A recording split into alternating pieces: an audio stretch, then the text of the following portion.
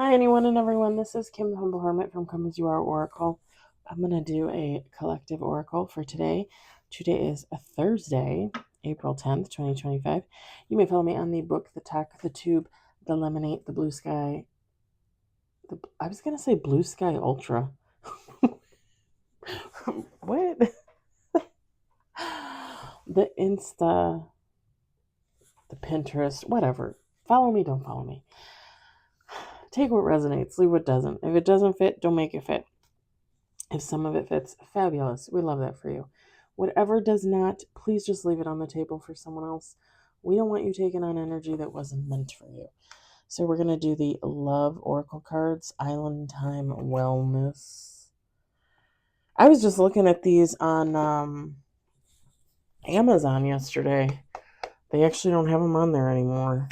They have them on eBay. They had, I think, the pink and the black version. I don't think any white. I have white and I have black. And apparently they have a larger size, like an actual, like real size. Like a normal size deck. I didn't know.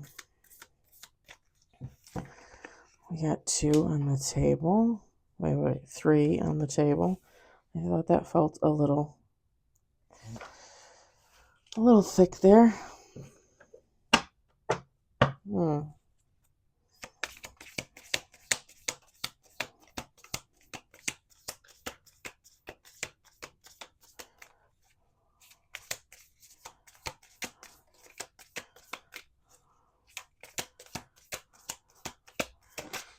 I don't have to go in until 5 a.m. tomorrow. I'm so freaking excited. You have no idea. We got 4 on the table. Ooh, 5 on the table.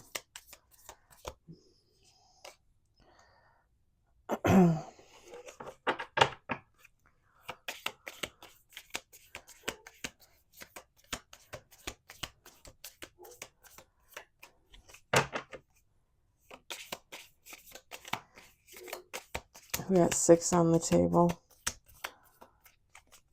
Okay, I don't know who this is. Who is this? This is a lot of BS over here.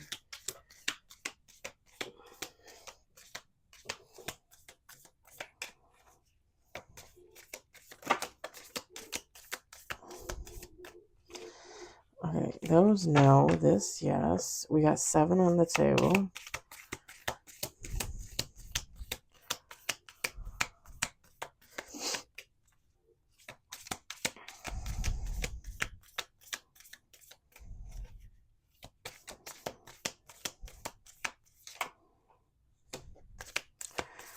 We got 10 on the table, I think.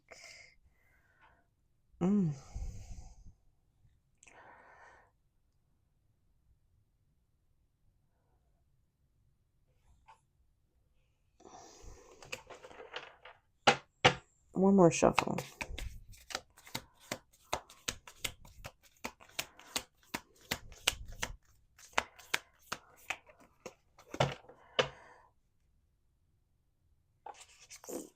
Okay. We got 11 with bottom of the deck. We've got girl with a snake. We've got Cupid's arrow.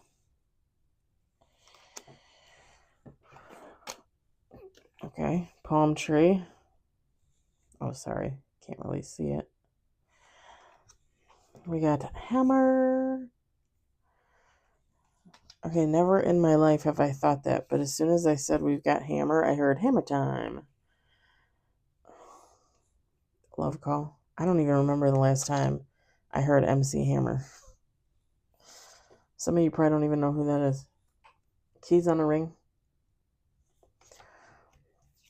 Grim Reaper. Engagement ring. It's like you probably don't know who Menudo is either. Healing heart. I'm just joking around. We got not today.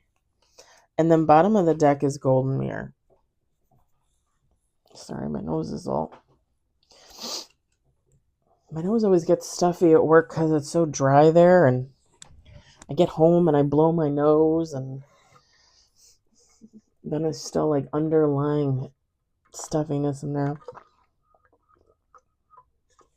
Electrolyte drink mix. Grape flavored. I know, grape, right? I actually love it. Whatever. So take how it resonates, feminine, masculine. The girl with a snake could be guy with a snake. It doesn't really matter. It's empath and narcissist paradigm. So I'm going to say you're the empath, and I'm going to say they're the narcissist. So here's the deal. You were in a relationship, or you currently could be trying to get out of this. Because either someone's getting out of it, or they already got out of it, or they're going to get out of it.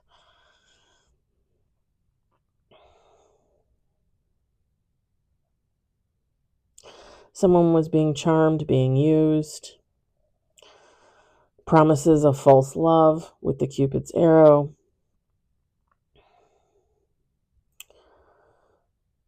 And of course, the underlying, if you get rid of the relationship that wasn't meant for you, that has given you many signs that it's not meant for you, eventually your real love will come in.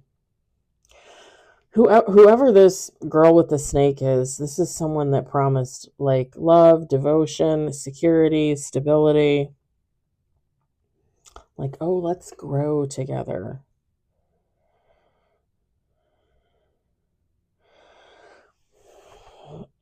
And with the hammer card, this is someone that sabotages their relationships because they're toxic.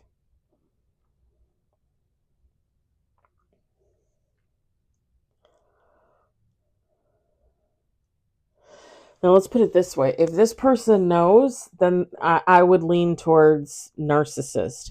If this person really has no idea that they are the way that they are, I would lean more towards like mental illness like issues. I don't know if do they consider narcissism a mental illness? I mean, I know people get treatment for narcissism, but don't they say that? Okay, that's weird. I thought the cat was back there. Don't they say that like can you I thought they said you can't really cure narcissism. Like once you go that way, like you pretty much are always that way. Am I wrong? I don't know. Am I wrong?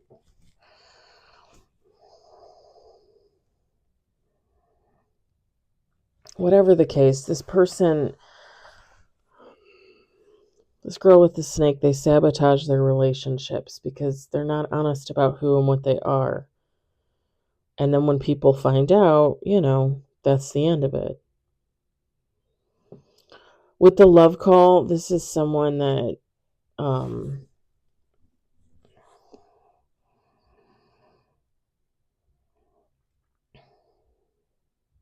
just total love bombing, honestly. Most like it at the beginning of the relationship. With the keys on the ring, this is someone that probably cheats. This is someone that's probably not faithful. Like, if they're with their conquest, their quote unquote person, their quote unquote current supply, like they're already looking for somebody else. Because you got to remember too, the narcissist personality, like this is someone that constantly needs to have their ego boosted. They constantly need to be entertained, you know. And that's really how they look at it when you think about it. Like when they hurt their people, really it comes down to it, it's entertainment for them. The Grim Reaper, the relationship was over before it began for whoever this is involved in this.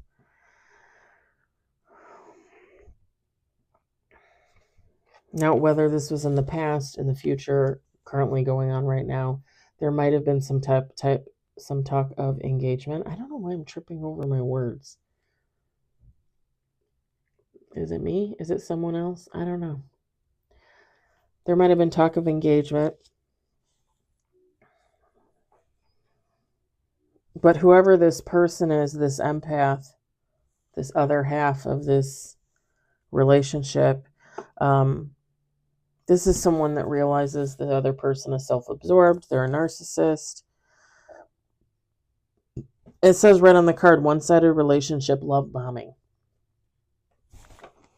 And then this person realizes, like, I gotta get out of this.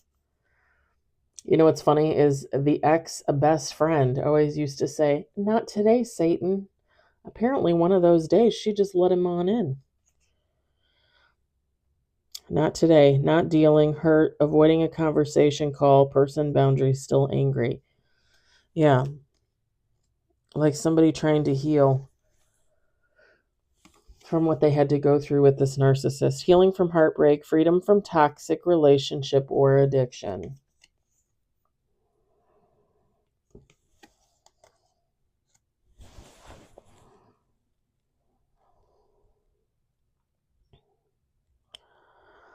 And whoever got like cat hair in my mouth or something, whoever this narcissist is, this is someone, okay, again, they sabotage their relationships, right? Because they're never going to acknowledge that they're toxic or they're narcissistic.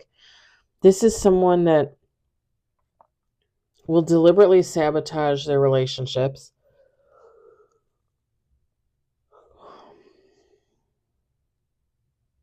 Well, deliberately if they know what's going on. But then they like, oh, no, we want to make it work. Like, I know you found out I'm cheating.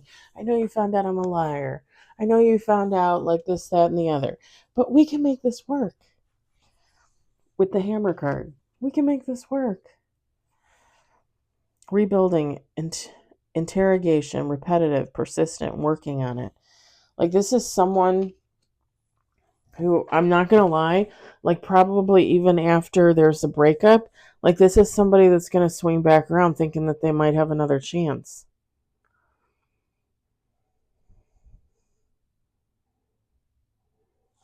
But sometimes, when people are hurt so bad,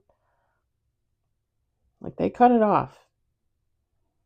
And I gotta be honest. I mean, you guys know my story with the ex best friend. Like, when you know that somebody's toxic, when you know that somebody has no morals, no values, narcissistic, mentally ill, whatever category you want to put them in, when you know, get the hell out of there. Don't stick around thinking that you can fix them. Don't stick around thinking that you're misinterpreting things. You're not. That first instinct you have, that gut instinct, is always the right one. It's always the correct one. Because here's the thing, and I've said this before.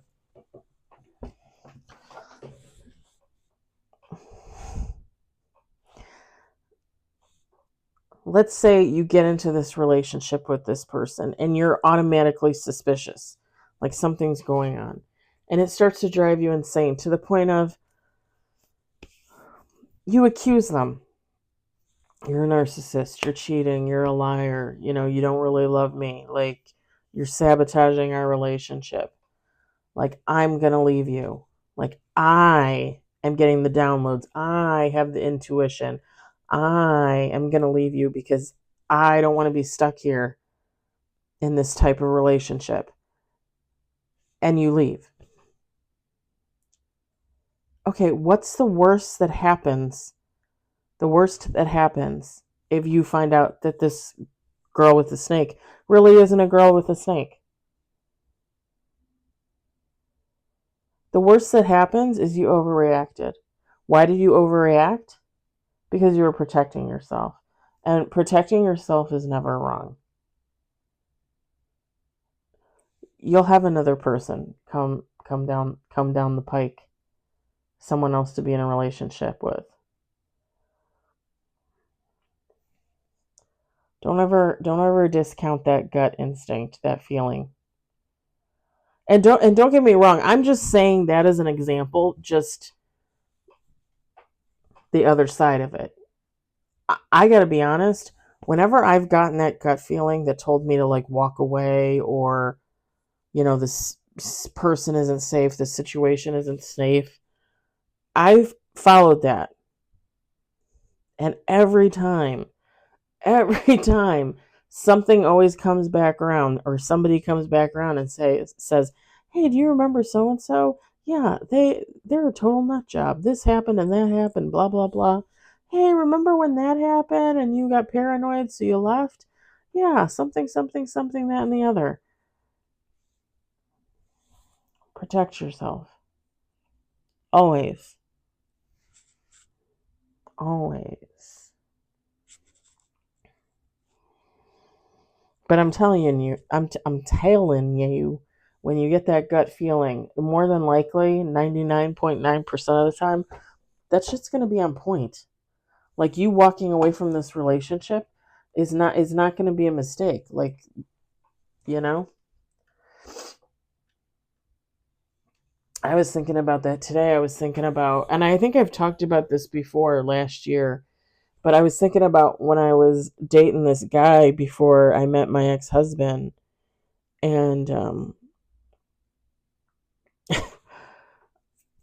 originally, when I met him, he was living in Northbrook, Illinois, with a roommate, and then his roommate, his father, who is a very wealthy man, bought him a condo on State Street, downtown Chicago, and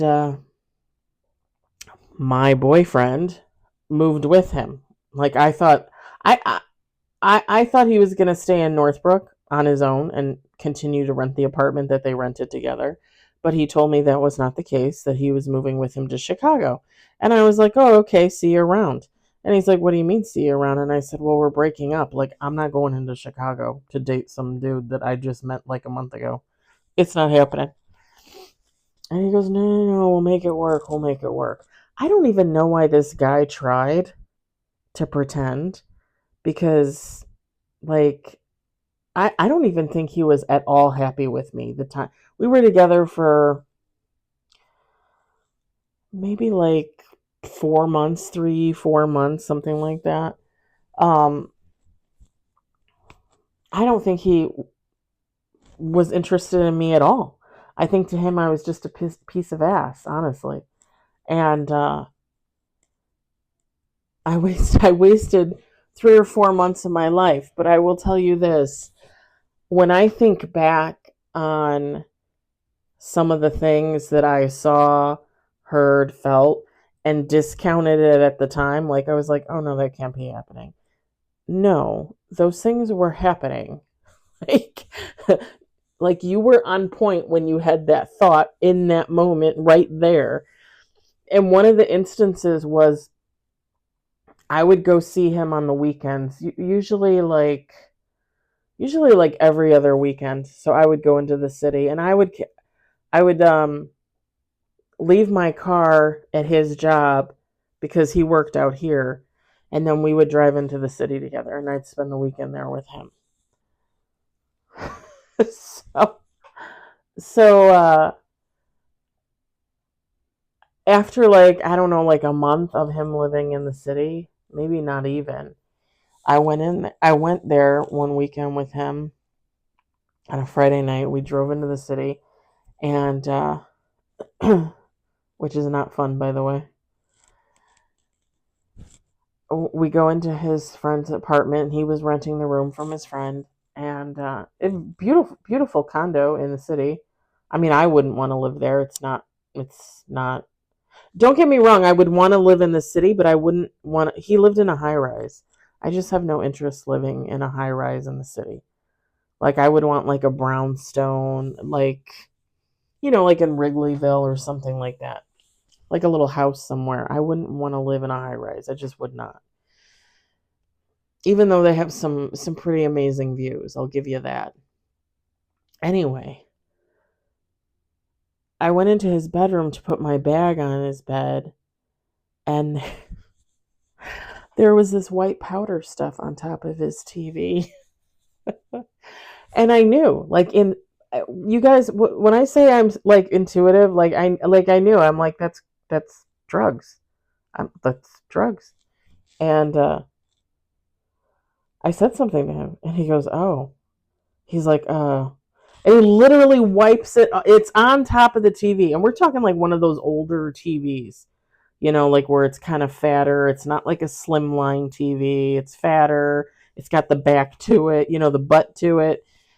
He like wipes it off the TV, but it still kind of leaves like a residue on there. And he's like, "Oh, that's not what that was," And I'm thinking, like, what the else could it be? Baby powder? You're not a baby. You're a grown, disgusting man that smells all the time. Like, you don't have any baby powder. I was just like, and at the time, I was like, okay.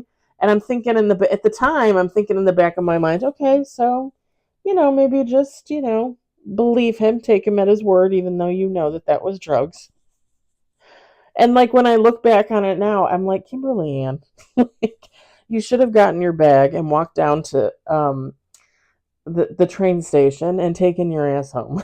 Like, seriously. And the guy was not at all. He was a dirtbag. He he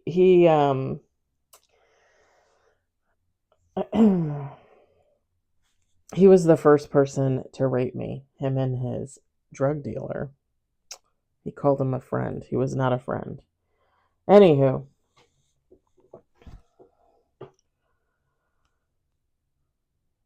what was the point of that story? Oh, going off your gut and listening to what your body is telling you, listening to what you're telling yourself. Like, listen, don't discount that, like, ever. Again, I wasted 4 months on that rapist. Like, seriously.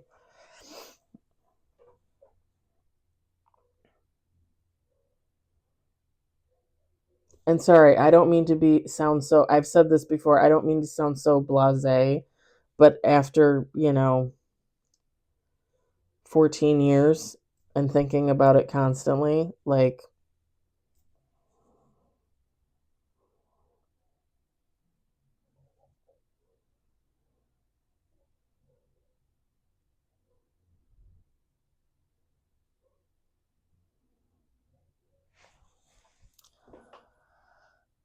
I don't see anything else. I think that's it.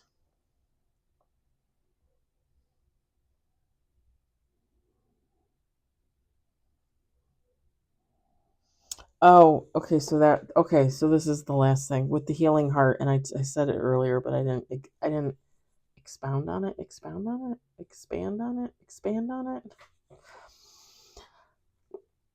I was at work for 11 and a half hours, y'all. My brain is fried. We've got healing from heartbreak, freedom from toxic relationship, or addiction. I think one of the things is if this person tries to hang on in any type of way, they're going to say that you're their addiction or this person is their addiction. Like, "Oh, I can't let you go. I love you. Like, you're the best thing that ever happened to me.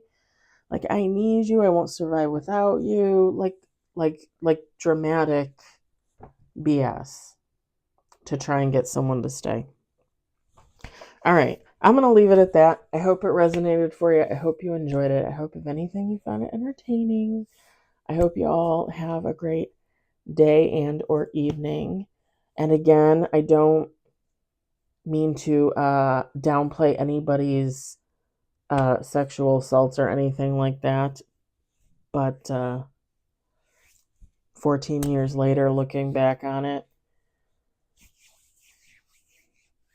and again, I'm not blaming myself at all for the situation, but I cannot believe that I ever even got involved with that guy in the first place. Like, I cannot. Like, I don't know what I was thinking. Again, I wasn't listening. Back then, I was not listening. Let me tell you. All right. I'll talk to you guys later. Bye.